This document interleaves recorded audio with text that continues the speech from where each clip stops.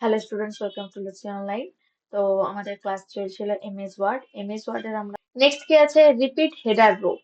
এই header rho এটা কিন্তু অনেক কাজে লাগে। যেমন ধরো তোমাদের যদি কোনো একটা উদাহরণ দিই, যেমন ধরো আমরা কোনো কিছু একটা ডেটা প্রিন্ট করতে চাইছি। সেই প্রিন্টের ক্ষেত্রে কি হয়, উপরে কি হয় আমাদের হেডিং দিতে হয়। যদি ধরো হচ্ছে আমরা কোনো আম, এই যে রেজাল্ট শিট যখন বেরোচ্ছে, তখন কি যে কজন পাস করেছে কজন ফেলেছে যেগুলো বোর্ডে দেখবে টাঙানো থাকে বাইরে। তো সেখানে কি হয়, উপরে এরকম হেডিং দেওয়া থাকে যে নেম, তার রোল নাম্বার কত, সে কত পার্সেন্ট নাম্বার পেয়েছে এবং সে পাস করেছে কত র্যাঙ্ক করেছে, এরকম দেওয়া থাকে সামথিং। তো তোমার স্কুলে হয়তো 200 জন বা 300 জন যে স্টুডেন্ট আছে, সবার রেজাল্ট আউট হয়েছে। তো এরকম বোর্ডে সবার কি হবে, রেজাল্টটা চিপকানো হবে। তো সেক্ষেত্রে দেখো, এই ডকুমেন্টের একটা পেজে তো 200টা নাম ধরা সম্ভব নয়। এআই তো হয়তো কিছুটা নাম ধরলো, তো বাকিটা হচ্ছে পরের পেজ। তো পরের পেজে আবার তোমাকে হেডিং গুলো লিখতে হতো, like name, serial number, roll number, এসব লিখতে হতো। তো ওটাকে আমি বারবার নিজে থেকে না লিখে আমি যদি রিপিট হেডারটা করি, অটোমেটিক্যালি যখন আমি পরের পেজে ওটাকে লিখবো, তো চলে আসবে। যদি তোমাদেরকে প্র্যাকটিক্যালি দেখাই কিরকম ভাবে, যেমন ধরো এই মুহূর্তে ভালো করে নোটিস করে রাখো, উপরের আমি হেডার ওটাকে কালার করে রেখেছি ইয়েলো কালার। এরপর আমি এন্টার মারছি, ট্যাব মারছি। তো ট্যাব মারলে কি আর একটা পরের নেক্সট এলো, নেক্সট, মানে পরপর আমি কি করছি, নতুন রো নিচ্ছি। যেহেতু আমার অনেকগুলো স্টুডেন্টের নাম লিখতে হবে, তো আমি পরপর নতুন রো নিয়ে যাচ্ছি, ঠিক আছে। এরপর যখন আমার নতুন পেজ চলে এলো, নতুন পেজ অলরেডি দেখো চলে এসেছে, এখান থেকে দেখো নতুন পেজ, কিন্তু উপরে কি হেডার রোটা কি এসেছে? আমি যদি লিখতে চাই আমাকে আবার লিখতে হবে, like serial number, roll number, name আবার লিখতে হবে। কিন্তু আমি যদি ওটাকে বারবার না লিখে রিপিট হেডার রোতে আমরা সেট করে রাখি, অটোমেটিক্যালি কি হয়ে যাবে, ওটা রিপিট হতে থাকবে। কিরকম করে, আমি যদি কন্ট্রোল জেড মেরে আগে আন্ডু করে দিই, দেখো রিপিট হেডারটা আমি সিলেক্ট করে রাখবো পুরোটাকে। এরপর রিপিট হেডারটা কি করতে হবে, ক্লিক করতে হবে, ঠিক আছে। ও রিপিট, এবার দেখো কিরকম ভাবে হয়। এবার শুধু তুমি ট্যাব মেরে মেরে যেমন তুমি বাকি কাজ যেমন করছিলে সেরকমই করো। যাকে আমরা রিপিট হেডার করবো তাকে শুধু আমাকে সিলেক্ট করে ওই রিপিট হেডারে ক্লিক করতে হবে। দেখো অটোমেটিক্যালি ওটা রিপিট হয়ে গেছে। ভালো করে সবাই দেখো। আচ্ছা, আমি ছোট করে দেখাচ্ছি যাতে দুটো পেজ পাশাপাশি দেখতে পাও। দেখো, এই পেজ আর এই পেজ। আর তোমাদের যদি ভিউ অপশনে যাই,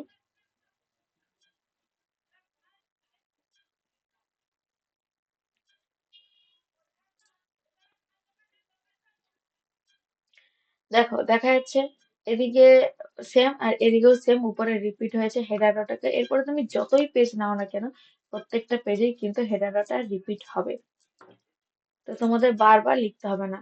কিন্তু এর ক্ষেত্রে কি, দেখো যেমন এখানে যদি কোনো একটাতে চেঞ্জ করি উপরে নিচে, লাইক আমি পার লিখে দিলাম, তো নিচের দিকে যাও, দেখো একটাতে চেঞ্জ করলে দেখো তাতেও চেঞ্জ হয়ে যাবে। কিন্তু তুমি প্রথম মানে ফার্স্ট যে হেডার রো ছাড়া আর কোনোটাতেই তুমি চেঞ্জ করতে পারবে না, ক্লিকই করা যাবে না তাতে। চেঞ্জ করতে গেলে তোমাকে টপ রোতে গিয়ে চেঞ্জ করতে হবে, তাহলে বাকিগুলো অটোমেটিক্যালি তার এগেনস্টে চেঞ্জ হয়ে যাবে। বোঝা গেল? এরপরে আমাদের কি আছে, আমি আবার একবার নিয়ে নিচ্ছি টেবিল। এরপর আমাদের কি আছে, লাস্ট মানে টেবিলের লাস্ট, সেটা হচ্ছে কি কনভার্ট টু টেক্সট।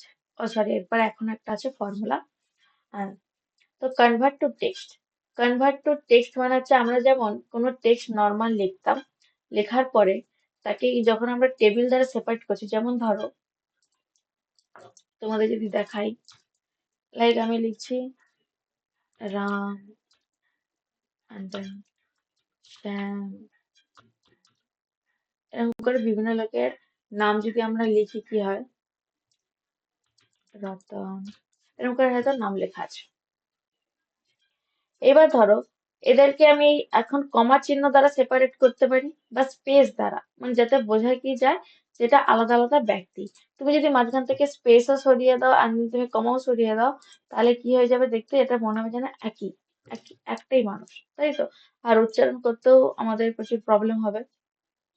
তো আমাদের সেপারেট করার জন্য নয় স্পেস নয় আমাদের কমা চিহ্ন, এরকম আমাদের ইউজ করতে হয় যাতে বোঝা যায় যে এটা আলাদা আলাদা পার্সন।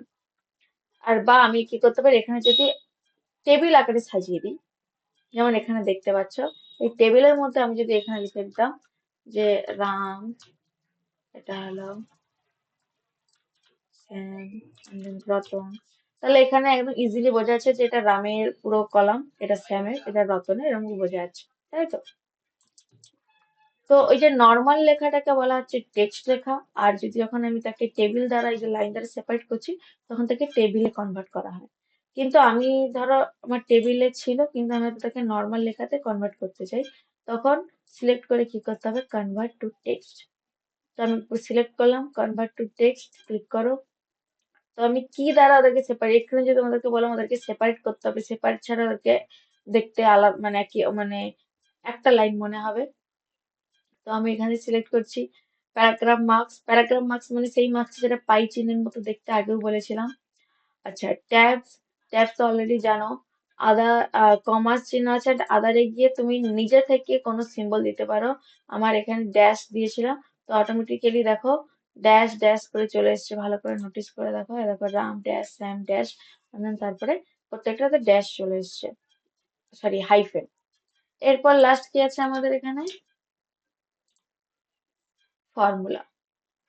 ফর্মুলা দেখো, যেমন এখানে দেখো নর্মালি ফর্মুলা বা কোনো লজিক্যাল যে টাস্ক গুলোর জন্য আমরা এক্সেল ব্যবহার করে থাকি, কিন্তু এখানেও টুকটাক যোগ গুণ এইসব করা যায়। তুমি মানে ওয়ার্ডে, এমএস ওয়ার্ডে করতে পারো। তো কিভাবে করবে, যেমন ধরো আমি এখানে লিখে রাখছি 45, এখানে করছি 65, এখানে করছি হয়তো 100। এই তিনটে যোগফল হয়তো আমি পরের কলামে বের করতে চাই, তো সিলেক্ট করলাম। করার পরে দেখো ফর্মুলাতে গেলাম, এখানে অটোমেটিক্যালি, এটা বাই ডিফল্ট সবসময় সেট থাকে, এটা যে সামই করতে চাই, সাম মানে যোগফল। আপনার লেফট বানাচ্ছে, লেফট সাইডে যতগুলো আছে ততগুলো। এখানে তুমি কিন্তু যে এইটা না, মানে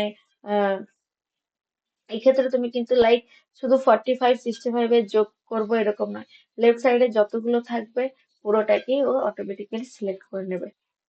এরপর আমি ওকেতে প্রেস করলে দেখো তাদের যোগফল দেখিয়ে দিল। এবার ধরো 210-এর নিচে আমি লিখছি 12, এবং এই দুজনের গুণফলটা নিচে বের করতে চাই। তো এখানে ক্লিক করলাম, ফর্মুলাতে গেলাম। তো সাম অ্যাবভ, অ্যাবভ তো অবশ্যই ঠিক আছে, কিন্তু সাম নয়, আমি লিখবো কি প্রোডাক্ট। তো এর কিছু নাম আছে যেগুলো তোমাদেরকে জানতে হবে। তো আমি কি করব, প্রোডাক্ট দেওয়ার পরে যখন ওকে করবো, দেখো তার প্রোডাক্ট আমাকে দেখিয়ে দেবে এখানে, বোঝা গেল? তো এখানে কিছু ছোট ছোট ফর্মুলা আছে, নর্মালি এখানে এই ফর্মুলা দিয়ে যোগ গুণ এগুলোই করে। এরপরে আরো আছে, এই নাম্বার ফরম্যাটে গেলে দেখো,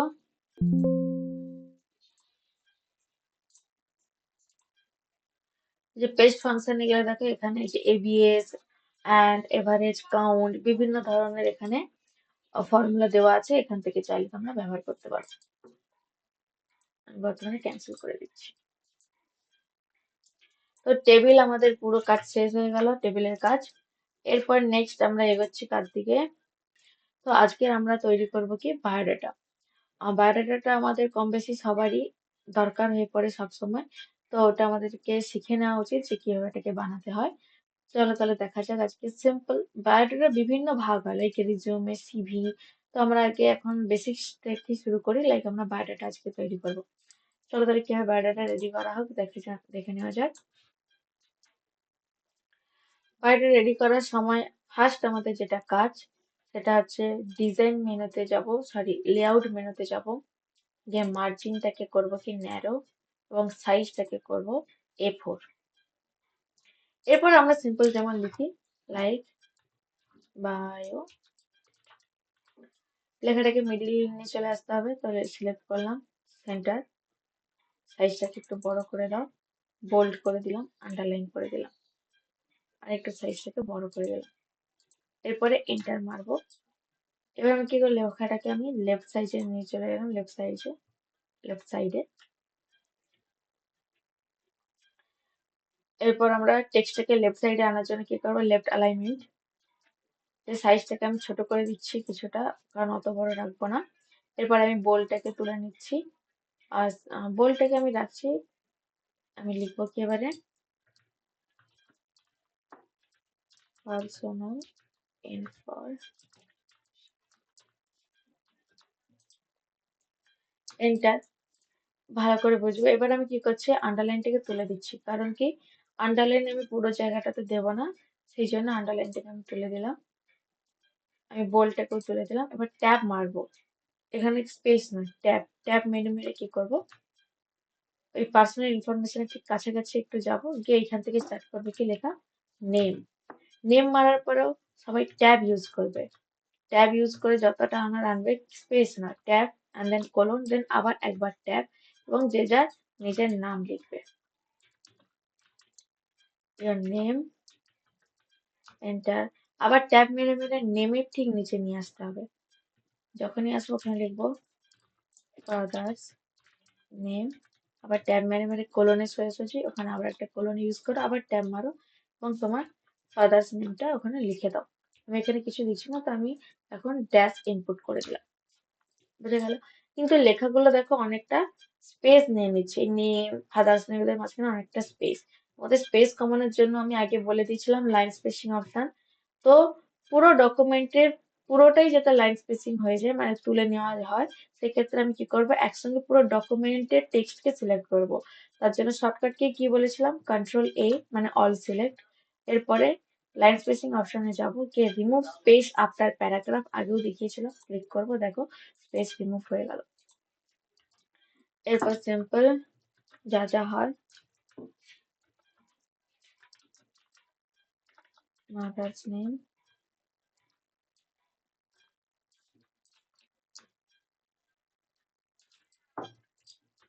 DOB,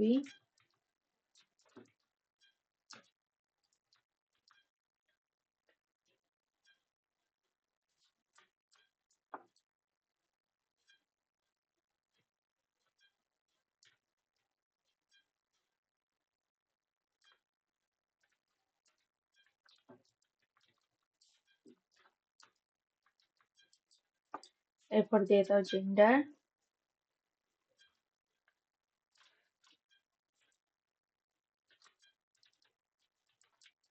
address, VILN, and then enter, tab, and P.O, post, and then P.S,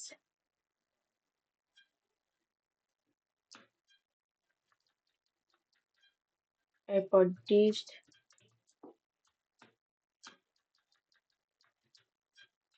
pin।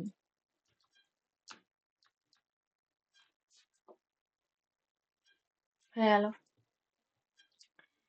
এরপর আমরা দেবো কি কন্ট্যাক্ট,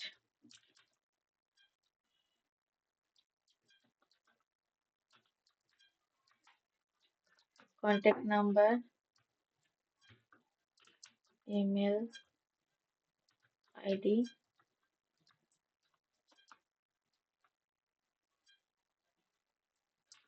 ন্যাশনালিটি,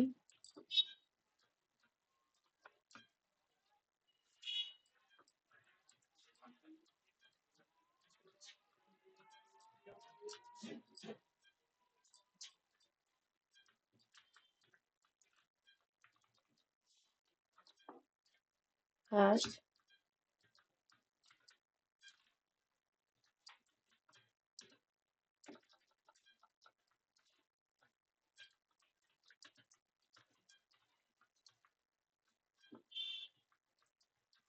বাকি তোমরা আরো অনেক কিছু অ্যাড করতে পারো তোমার হিসাব মতো। অনেকে আধার নাম্বার, অনেকে পাসপোর্ট নাম্বার, যারা দেশের বাইরে যায় তাদের যখন বায়োডাটা লাগে, তো তারা এরকম অনেক কিছু অ্যাড করতে পারে, তো করে দিতে পারে পার্সোনাল ইনফরমেশন।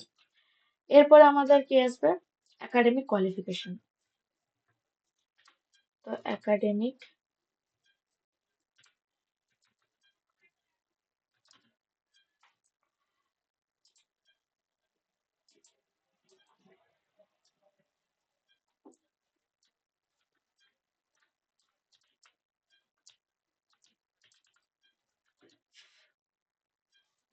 তো একাডেমিক কোয়ালিফিকেশন।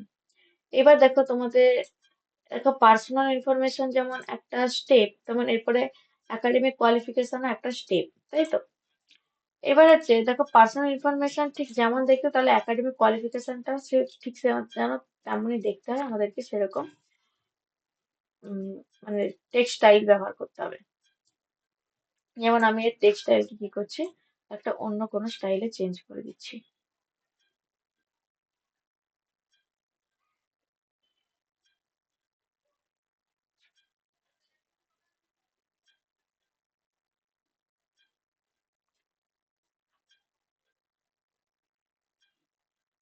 ধর আমি এই স্টাইলটা দিয়ে দিলাম, কিন্তু দেখো এর স্টাইল ম্যাচ খাচ্ছে না।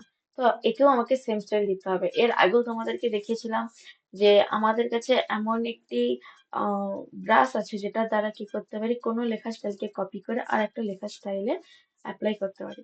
সেটার নামটা কি ছিল? Format painter.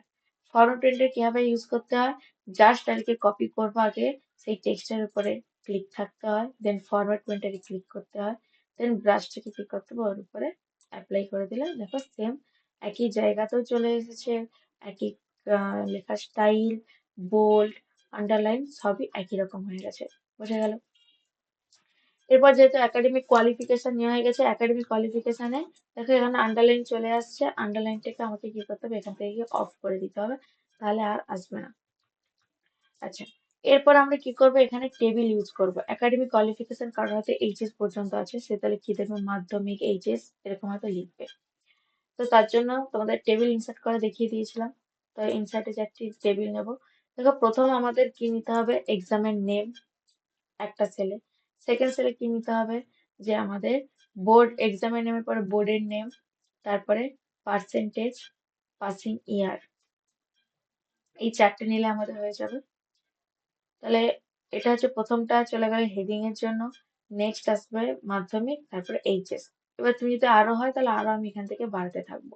ঠিক আছে, তাহলে আমি উপরে হেডিং এর জন্য কি নিয়ে নিচ্ছি, এক্সাম, এক্সাম নেম,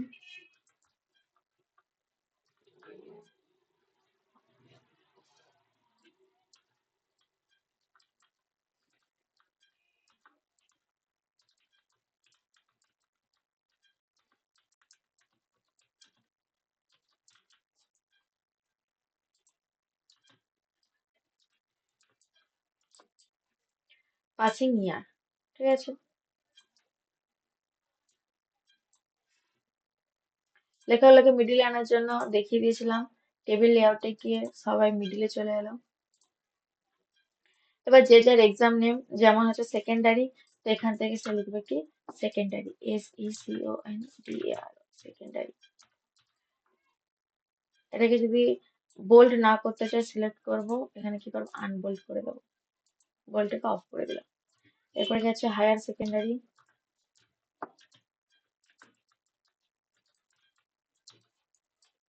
এটা একই রকম ভাবে সিলেক্ট করবো, আনবোল্ড করে দিলাম।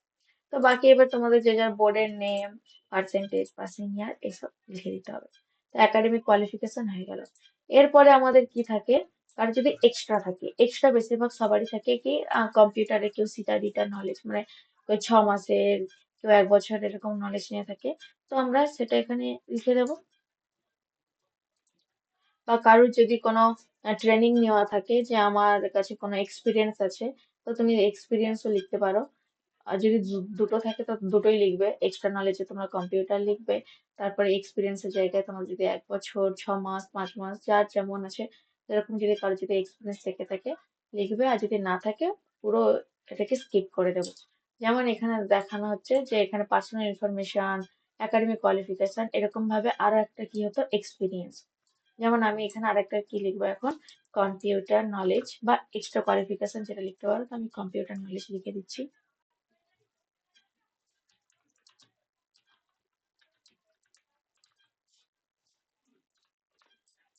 একই রকম ভাবে স্টাইলটাকে কপি করার জন্য ফন্ট প্রিন্টার নিলাম, এর উপরে ইউজ করে দিলাম। ঠিক আছে, কম্পিউটার নলেজ এবার যার যেটা আছে সেটা লিখে দিতে হবে। লাইক যে আমি সিটা বা ডিটা কোর্স করেছি, বা তোমরা আরো সহজে লিখতে পারো যদি এরকম ভাবে লিখতে চাও, তোমাদের আরো বেশি সুবিধা হবে। লাইক ট্যাব মারবে, লিখবে প্রথমে কোর্স নেম, কোর্স নেম এবার যার যেটা সেটা লিখে দেবে, লাইক সিটা ডিটা যেটা হোক। অ্যান্ড তারপরে লিখতে হবে সেন্টার নেম, কোন সেন্টার থেকে তোমরা এটাকে পাস করেছিলে সেন্টারের নামটা দিয়ে দেবে। তারপরে দিয়ে দেবে ডিউরেশন, মানে এটা কত সময়ের কোর্স ছিল, লাইক 1 ইয়ার 6 মান্থস, কত সময় কোর্স ছিল। আর এখান থেকে লিখে দেবে পাসিং ইয়ার।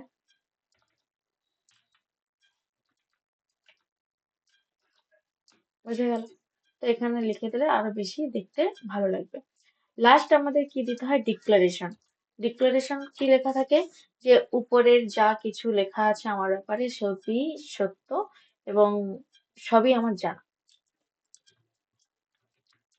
তো এই ডিক্লারেশনটা,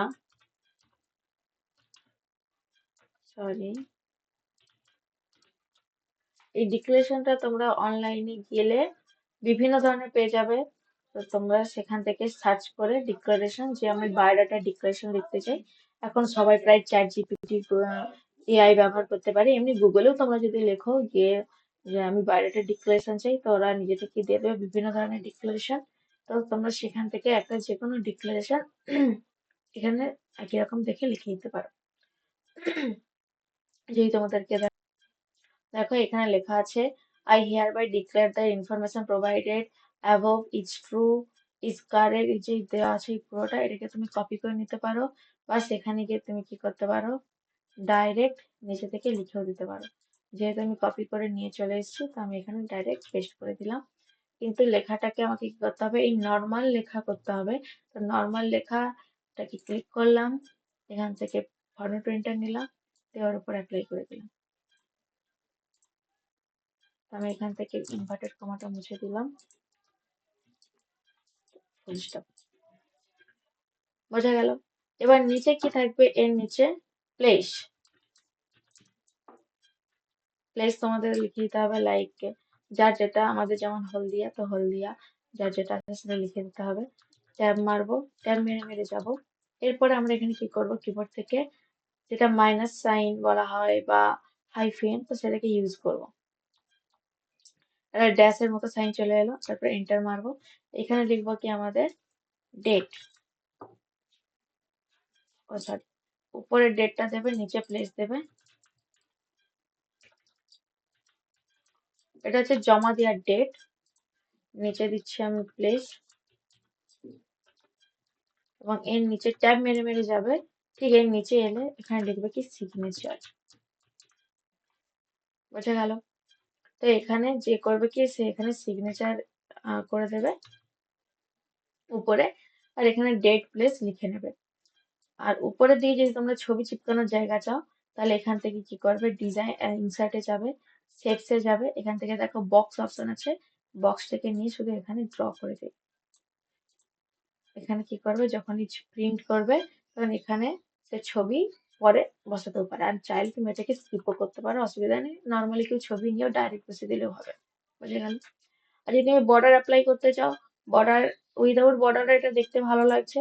যদি তুমি বর্ডার দিতে চাও, বাইরের ক্ষেত্রে যদি বর্ডার দাও তো একদম সিম্পল বর্ডার, মানে সিঙ্গেল লাইনের বর্ডার দিতে হবে, বেশি হিজিবিজি দিলে দেখতে বাজে লাগে। তো আমি তার জন্য কোথায় যাব, ডিজাইন, দেখো ডিজাইনের একদম ধারের দিকে আছে কি পেজ বর্ডার অপশন, পেজ বর্ডারে যাব। সিম্পল বর্ডার, বর্ডার স্টাইল দেখা যাচ্ছে একটা সিঙ্গেল লাইন, ওটাই থাকবে। যেটাকে বক্স অপশনে ক্লিক করবে, নান মানে হচ্ছে কোনো বর্ডার নেই, বক্স অপশনে ক্লিক করব, দেখাচ্ছে দেখো। তুমি যদি এটাকে আরো শুরু করতে চাও, এখান থেকে দেখো, মানে এটা 2.5 আছে, এখান থেকে তুমি 1.5, এখান থেকে দেখে নিতে পারো কতটা সরু রাখতে চাও, দেন ওকে করবে, তো সেরকমই সরু বর্ডার লাইন চলে আসবে তোমার পেজে। বোঝা গেল? এক্ষেত্রে বেশি মানে মোটা না করাটাই ভালো। বোঝা গেল? তাহলে এবারে এখানে কি করবো, আমরা একে প্রিন্ট করে দিতে পারি ডাইরেক্ট, যেমন তোমাদেরকে দেখাচ্ছি। যদি আমি এখানে প্রিন্ট অপশনে যাই, দেখো এরকম দেখতে হবে। তো স্টুডেন্টস, আজকের ক্লাস আমাদের এই পর্যন্তই। এরপরে যদি তোমরা অবশ্যই বাড়িতে এগুলো প্র্যাকটিস করো। যদি তোমাদের কোনো প্রবলেম হয় অতি অবশ্যই আমাকে জানিও, আমি তোমাদের আনসার ভিডিও আবার আপলোড করে দেবো যা যা প্রবলেম হবে। ওকে?